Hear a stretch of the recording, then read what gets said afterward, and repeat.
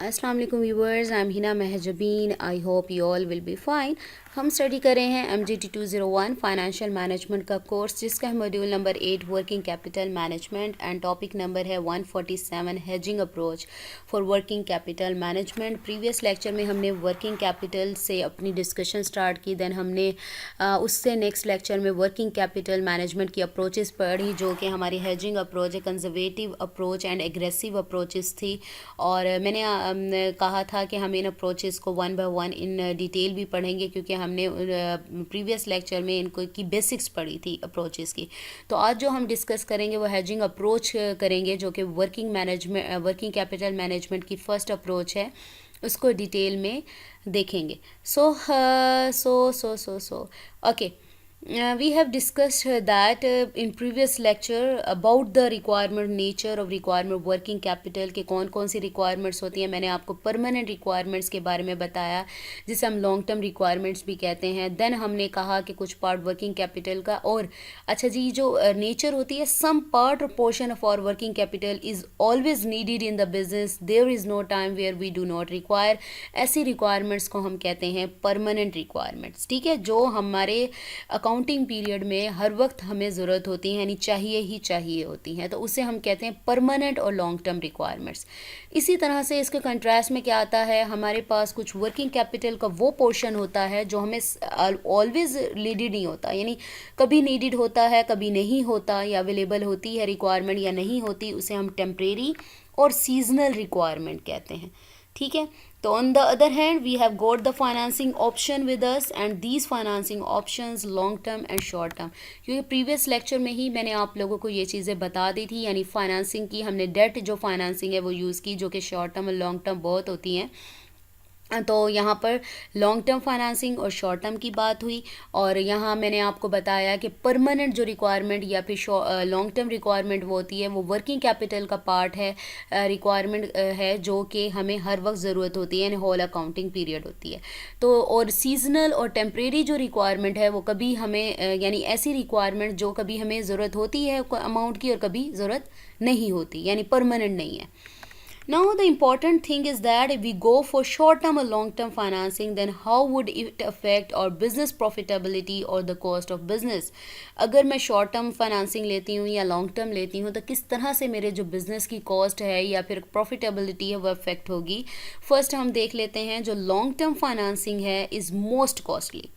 या मैंने अभी बात की ना, शॉर्ट टर्म ले लूँ या लॉन्ग टर्म ले लूँ, तो जो लॉन्ग टर्म फाइनेंसिंग है वो ज़्यादा कॉस्टली है, meaning that the rate of interest और the rate of return long term financing that a business has to pay is more as compare to short term financing. यानी आपको long term financing है, ज़्यादा financing करवाओगे तो क्या है, उस पर इंटरेस्ट भी आपको ज़्यादा पे करना पड़ेगा शॉर्ट टर्म जो फाइनेंसिंग है उसकी निस्बत। यानी शॉर्ट होगा, फाइनेंसिंग शॉर्ट होगी, तो आपको रिटर्न भी शॉर्ट देना पड़ेगा। It means that if a business increases the proportion of long-term financing, then overall cost of financing will also get increase। यानी बिजनेस अगर लॉन्ग टर्म फाइनेंसिंग का जो पोर्शन है, प्रोपोर्शन है, उसको बढ़ाता है, तो आपकी जो ओवरऑल कॉस्ट है फाइनेंसिंग की वो भी बढ़ जाएगी। सो हेजिंग अप्रोच, जो कि आज हमने इसको इन डिटेल स्टडी करना है, प्रीवियस लेक्चर में काफ़ी सारा मैंने आप लोगों को बता भी दिया था।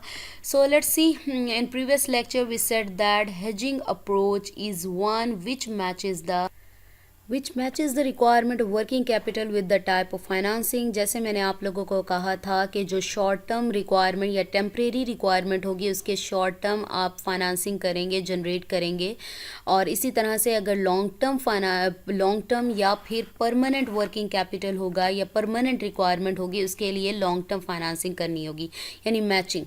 ठीक है, सो let's C one by one short term financing for temporary requirement।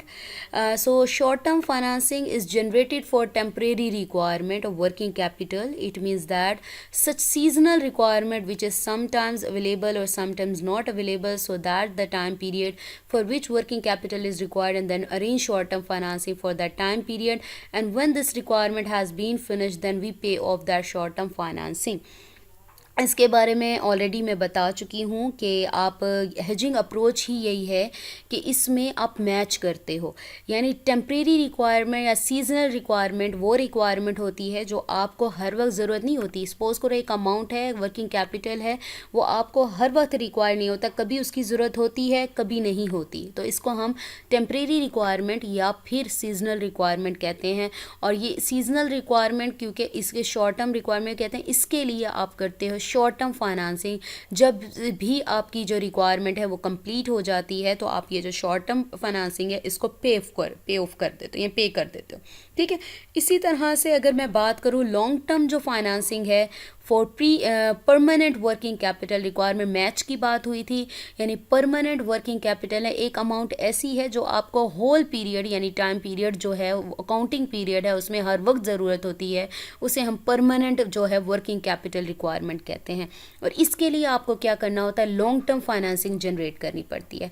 That portion of working capital which is always needed for permanent requirement of business we go for long-term financing, and we require that working capital whole year, so such financing is generated for that requirement which should be available with us, यानी हमेशा require होती है ये financing, इसलिए हम क्या करते हैं लॉन्ग टर्म फाइनेंसिंग जनरेट करते हैं होल ईयर, पूरा जो अकाउंटिंग पीरियड है उसके साथ।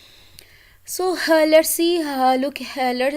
have a look at the graph that will explain how working capital approach hedging actually fulfill the requirement of working capital with similar kind of financing. So let's see hedging or maturity matching approach, a method of financing where each asset would be offset with the financing instrument of the same approximate maturity. आप देखेंगे जो y axis है vertical line है, ये dollar amount जो कि working capital की amount को रिप्रेजेंट कर रहा है, और यहाँ पर अगर देखा जाए जो हॉरिजेंटल लाइन है जिसे x एक्सिस कहते हैं वो रिप्रेजेंट कर रहा है टाइम को कि कितने टाइम के लिए हमें रिक्वायर होगी।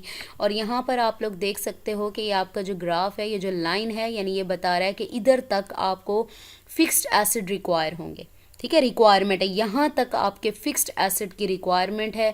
और अगर आप यहाँ पर देखो तो आपको ऊपर इस एरिया से ऊपर जो ग्राफ नज़र आ रहा है करंट एसेट्स आपको यहाँ से यहाँ तक रिक्वायर हैं, और यहाँ पर जो ग्राफ नज़र आ रहा है आपको जो वेव फॉर्म में है वो शॉर्ट टर्म फाइनेंसिंग है।